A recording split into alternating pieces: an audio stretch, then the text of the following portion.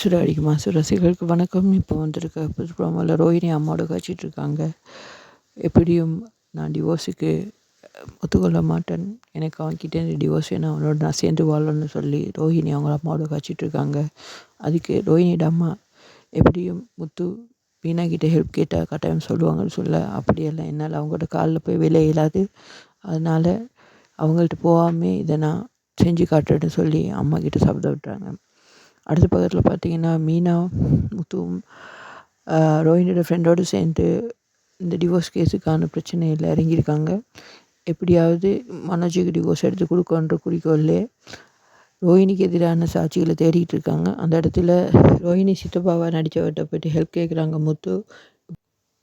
ரோஹிணி உங்களை வச்சு செஞ்ச விஷயத்தை எல்லாத்தையும் கோர்ட்ஸ் கிட்ட வந்து சொல்லி அதனால் மனோஜுக்கு கட்டாயம் டிவோர்ஸ் கிடைக்கும், இது ஒரு ஹெல்ப்பாக கேட்குறோம் செய்யணும்னு சொல்லி அவர்கிட்ட கேட்குறாங்க. அவரும் எனக்கு வேலை இருக்கப்பா, இதுக்கெல்லாம் வர கிடைக்காது அப்படின்னு சொல்ல ஒரு மாதிரி சமாளித்து அவர் ஒத்துக்கொள்ள வைக்கிறாங்க.